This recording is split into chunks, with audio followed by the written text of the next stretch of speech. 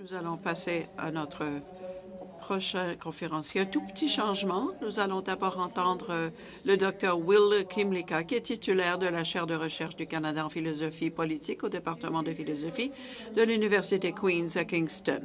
Il enseigne depuis 1998. Ses recherches portent sur des questions de démocratie et de diversité et sur des modèles particuliers de citoyenneté et de justice sociale au sein des sociétés multiculturelles. Il a publié 8 livres et plus de 200 articles traduits en 32 langues. Il a reçu de nombreux prix, dont en 2009 le prix Découverte en sciences sociales.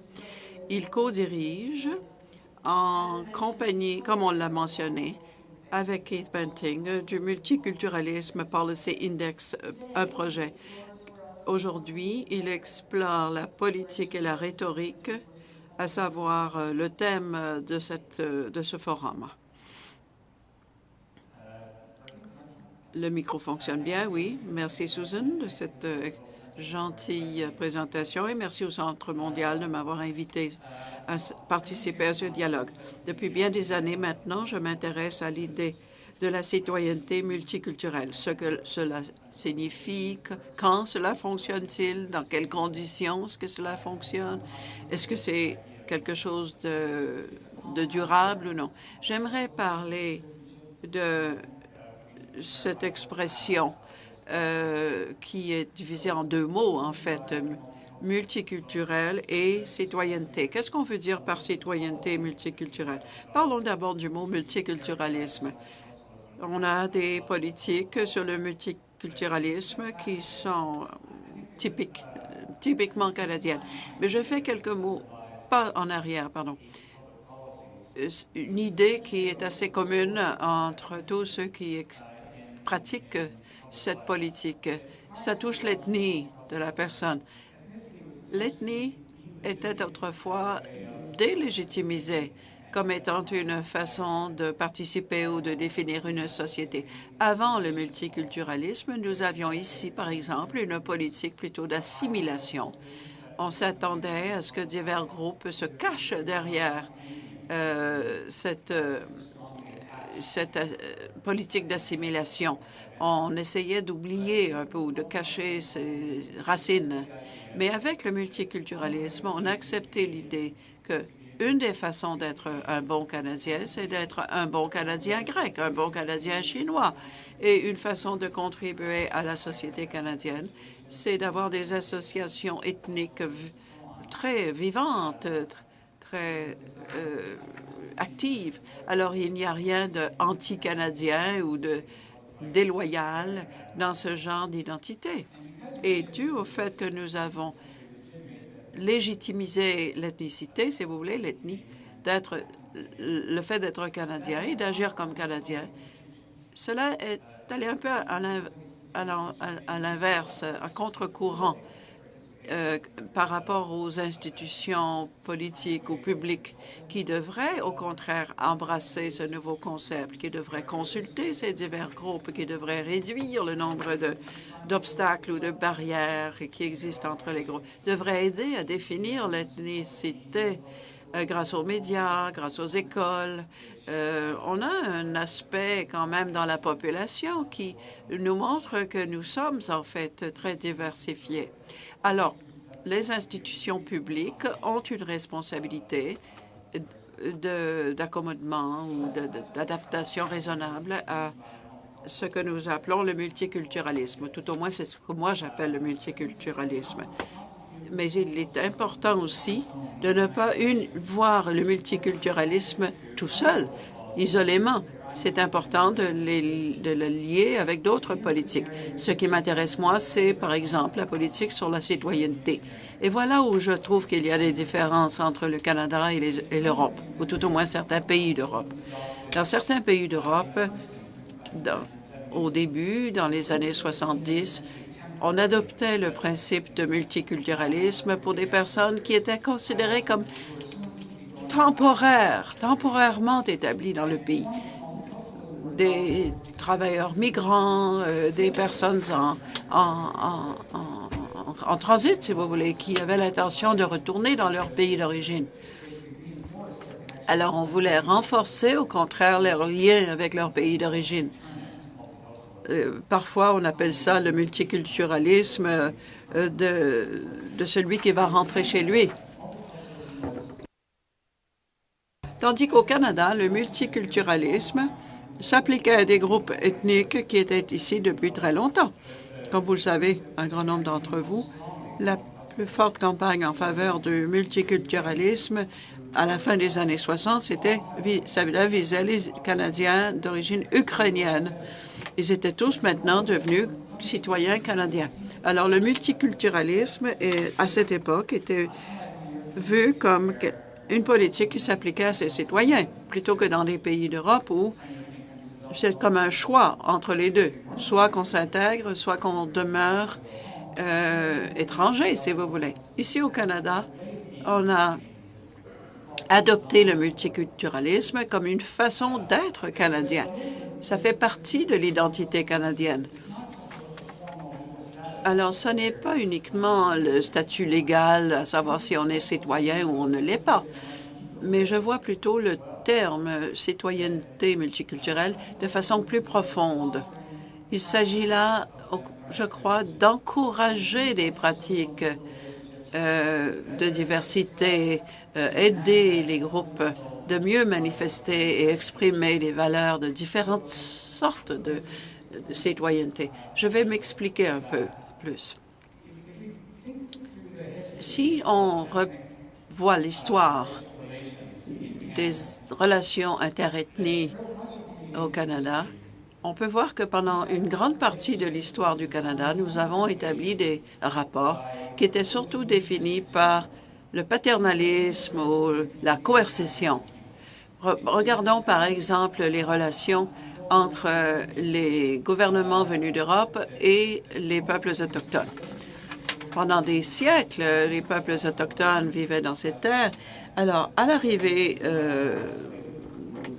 des Européens, on a voulu imposer une façon d'agir, une façon de penser auprès des Autochtones.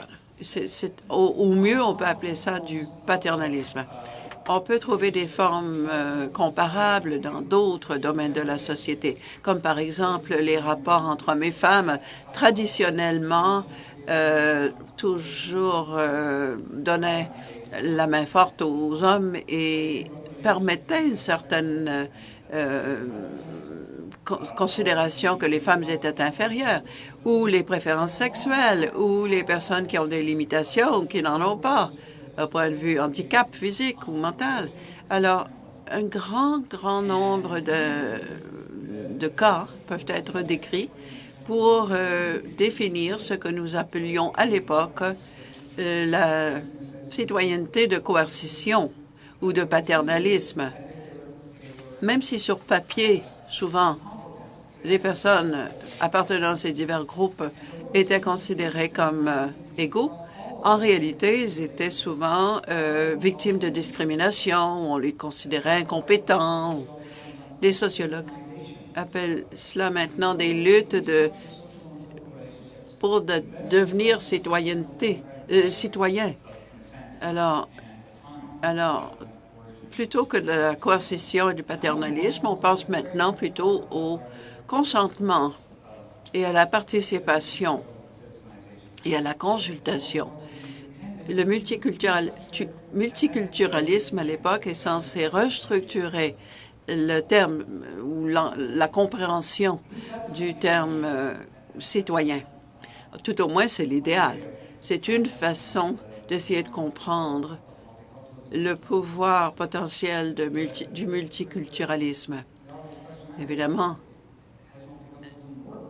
la question évidente, c'est est-ce que cela a fonctionné? Est-ce que le multiculturalisme a vraiment bien fonctionné? Ou alors, est-ce que cela a été un échec? Ça, c'est difficile de trouver une réponse à cette question parce que nous n'avons pas vraiment les preuves que nous aimerions avoir en sciences sociales pour mesurer les effets du multiculturalisme sur les diverses relations entre groupes ethniques ou autres groupes minoritaires. Mais nous avons quand même certains indicateurs. Et il y a eu des études nationales ainsi que des études transnationales qui peuvent comparer, par exemple, l'expérience des enfants qui grandissent dans des démocraties occidentales, par exemple. Il y a eu des études dans ce sens. Et je crois que on n'est peut-être pas arrivé à la solution parfaite, mais on peut dire que le multiculturalisme a bien fonctionné, ou tout au moins a eu des effets salubres. Et en moyenne, les critères donnent de meilleurs résultats ici que dans d'autres pays où il y a eu d'autres façons d'imposer son multiculturalisme. Je vais vous donner un exemple. Une très belle étude qui a été écrite par Irene Bloomrad, qui est sociologue. La communauté vietnamienne à Boston comparée avec la communauté vietnamienne à Toronto. Quasiment un choix aléatoire, mais statistiquement parlant, on a vu que les deux groupes en question, Boston et Toronto, étaient essentiellement impossibles à différencier. Même niveau d'éducation, même niveau d'aptitude, même niveau de ressources, à peu près même date d'arrivée. À Toronto, par contre, les Vietnamiens se portent beaucoup mieux que les Vietnamiens ne se portent au point de vue économique à Boston. Il y a plusieurs raisons pour expliquer cela. Ça peut être dû aux lois sur la naturalisation, ça peut être dû à l'intégration, les politiques, la philosophie de base au Canada. Le multiculturalisme a mieux réussi que la fameuse mosaïque melting pot des États-Unis. Alors, il y a eu un vrai encouragement ici. On dit donner une place à la table, une chose qu'on dit existe ici au Canada, mais non pas aux États-Unis. Purement au niveau symbolique aussi, le sens de se sentir, le fait de se sentir les bienvenus ici au Canada était beaucoup plus fort que le sentiment vécu par les Vietnamiens qui venaient s'établir à Boston. Alors, symbolique, normatif et aussi dans les faits. Il semble clair qu'en Europe, il y a bien des gens qui croient que cette philosophie a échoué ou n'a pas réussi à atteindre les objectifs visés. Alors, qu'est-ce qui est le facteur qui détermine si le multiculturalisme fonctionne ou non? Est-ce que ça contribue à renforcer ou plutôt à affaiblir la société? Bien sûr qu'il faut plus de travail, mais je vais au moins mettre l'accent sur certains faits qui me paraissent pertinents. Je crois que le projet de la citoyenneté multiculturelle peut être considéré ou peut reposer sur deux hypothèses que j'appelle trop optimistes. La première hypothèse optimiste, c'est que les identités peuvent être mutuellement complémentaires. Ça, c'est fondamental au projet de multiculturalisme. Afin de devenir fortement attaché au Canada, il n'est pas nécessaire d'affaiblir ses liens avec ses racines ethniques. Il faut, au contraire, si des gens se sentent plutôt avoir deux identités complémentaires, c'est peut-être une hypothèse fausse. En fait, au contraire, dans les études qui ont été écrites à ce sujet, on rejette souvent cette hypothèse. Une deuxième hypothèse optimiste, c'est que si nous encourageons les immigrants à participer dans les institutions de la société en général, après un peu de temps, ils vont partager les mêmes idées, les mêmes philosophies, les mêmes valeurs. C'est ce qu'on appelle un peu l'effet d'aimant, l'effet d'attraction de la gravité.